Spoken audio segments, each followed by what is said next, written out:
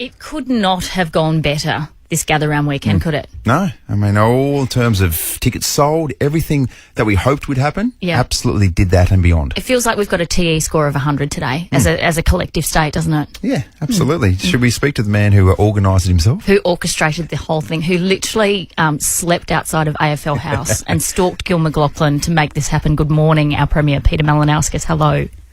Good morning, Jody. Good morning, Hazy. How are you both? Oh, going very well. Premier, how are you feeling? It's been a pretty big weekend for everyone, but I dare say, I mean, Tom Wren was in here before, but you've been the busiest man in South Australia. Yeah, it has been busy. We had to work pretty hard over the weekend to try and get this deal done. There's an awful amount of work that goes on behind the scenes, I've got to say, from a real team of people to try and negotiate these things. I was really determined to try and get a deal done by the end of the rounds yesterday, because you've got to strike while the iron's hot sometimes. We know that starting basically Friday, in fact, both the New South Wales government and the Western Australian government started to pitch in because they could see what was unfolding in the build-up to the event, and then on Thursday night as a cracking start. So I was a bit nervous, and but the AFL, we negotiated in good faith. They were certainly keen to have it here next year, but I wanted to leverage that up into 3 years. And we finally got over the line yesterday, which was it all happened very quick once some key terms were arrived at, and then you've got to draw the paperwork up. It's been massive, but how did that all work out? How did that unfold? Was that a phone call with you and Gil, or was that an in-person conversation? How did you know the deal was done? No, all in person, Jody. And so across the weekend, I tried to get around to different venues just to see how things were going and what we could learn from and so forth. So we started talking about it on Friday at a business lunch, and then we had another chat on Friday night, and that was I was a bit concerned at that point. Then we had another good chat out of Mount Barker, because we were both up there to see how Mount Barker played out. Yep. And then we started getting a bit closer. And then yesterday we had a lot more discussion, sort of more formally, and then our teams got to work around paperwork and the like. So it was sort of progressive across the weekend. These things are always done better in person. Yeah. And I think Gil appreciated that there was a need to sort of strike quickly here. Plus, part of the key pitch I was making is give us 12 months to prepare rather than 4.5 months, and we can make it even better. Yeah. And we've now got that. So a lot of eagle-eyed viewers, especially on social media, Premier, and look, it's hard to deny when you see the evidence. I think it's more than just a business relationship with you and Gil. A lot of people suggesting that you guys are close to becoming best friends.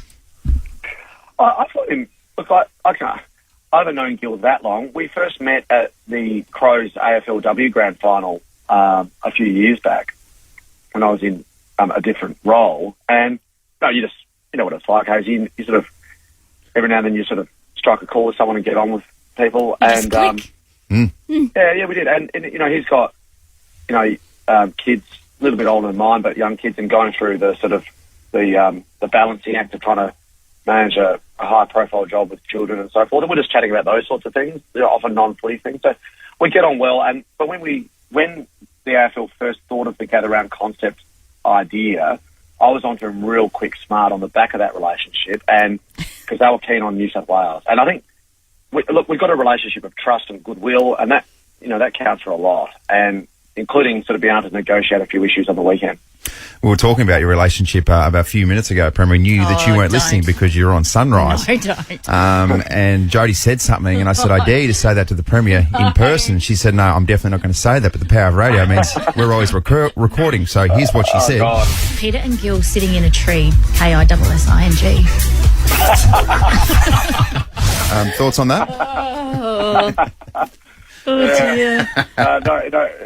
Yeah, that's good, Jody. I like that. Freewheeling there. No, look, let me tell you, if I'm frank about it, there were a couple of points on the weekend when the negotiations were happening that couldn't have been further from the truth. Like a couple of points were like you're having a bit of a how do I put it? A genuine, robust negotiation. Yeah. And he's competitive by nature. I'm a bit too, So anyway, we got there in the end, and like I said, if you're working from a basis of trust, you can sort of work through most things, and that's hopefully what resulted in a good outcome for the state. And it doesn't stop because we've got Live Golf this week as well. Everyone's exhausted, Peter. Everyone is so tired. Yeah. Look, I mean, so the good thing about the golf is that that's attracting a whole other demographic again. Yeah. That's coming. So a lot of people are actually leaving the state today. A lot of people are coming in, according to the airport. But there are some Victorians in particular that have decided to stick it out and stick around for the golf as well, if they're able to get a ticket, because that sold out pretty quick. But I sort of make this point, and lots of the focus, quite rightly, because it was the whole idea, been on the amount of money this brings in for the economy and what it does to,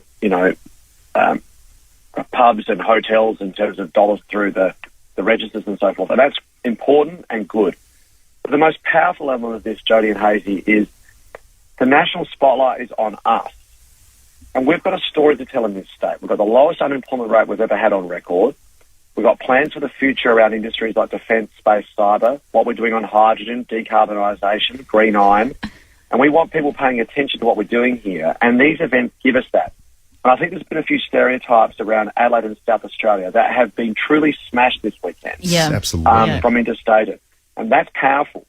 And South Australians, I think, can hold their head up high because they made this happen. It wasn't me or Gil. And when we put this is important, it was South Australians. Like we said, let's get more people to the footy on Friday night for a City Swans game than what Sydney get for a home game in Sydney.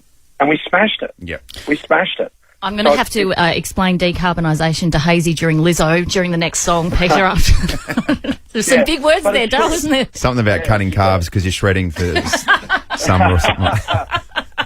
Not quite. But it's important. And I think we should be proud of the fact that, these events are more than just the event itself.